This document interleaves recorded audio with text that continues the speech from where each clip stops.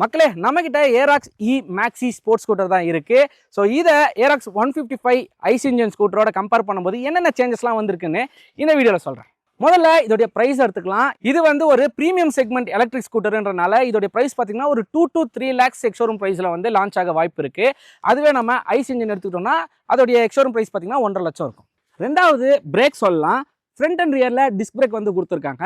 But நமக்கு ice இன்ஜினில் ஸ்டாண்டர்டாக பார்க்கும்போது ரியரில் ட்ரம் பிரேக் மட்டும் தான் வரும். மூணாவதாக பார்த்தீங்கன்னா இந்த 5 inches கலர்டு டிஎஃப்டி டிஸ்பிளே எடுத்துக்கலாம். வித் ப்ளூடூத் கனெக்டிவிட்டியோட வந்திருக்கு.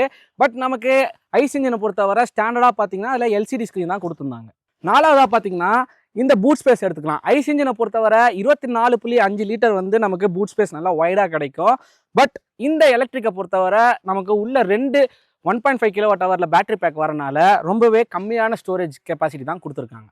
அஞ்சாவதாக பார்த்தீங்கன்னா இதோடைய ரேஞ்சஸ் அண்ட் மைலேஜ்னு எடுத்துக்கலாம். ஐஸ் இன்ஜினை பொறுத்தவரை நமக்கு 5.5 லிட்டர்ஸ் வந்து டேங்க் கெப்பாசிட்டி இருக்கும். அண்ட் ரியல் வேர்ல்டு மைலேஜ் பார்த்தீங்கன்னா 30 kmpl ஆல்ரெடி ப்ரூவன்.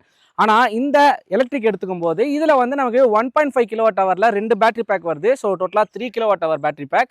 ஸோ இது வந்து ஒரு பேட்டரி பேக்காலையும் ரன் ஆகும். ஸோ அதை வந்து நம்ம ஒன் டைம் ஃபுல் சார்ஜ் பண்ணால் நமக்கு கிடைக்கக்கூடிய ரேஞ்சஸ்ன்னு பார்த்தீங்கன்னா 117 கிலோமீட்டர் வந்து ARI claimed ranges. But real world range நம்ம எடுத்துக்கிட்டோம்னா அரௌண்ட் 80 to 90 கிலோமீட்டர்ஸ் வந்து கொடுக்கும். அண்ட் லாஸ்ட்டாக இதோடைய பர்ஃபார்மன்ஸ் எடுத்துக்கலாம். ஐஸ் இன்ஜினை பொறுத்தவரை 155cc லிக்விட் கூல்டு இன்ஜின் தான் வந்து நம்ம கொடுத்துருப்பாங்க. ஸோ அதோடைய பவர் நம்ம பார்த்தோம்னா 14.7 bhp and 13.9 Nm டார்க் வந்து ப்ரொடியூஸ் பண்ணோம். அதோடைய டாப் ஸ்பீடு பார்த்தீங்கன்னா 115 kmph.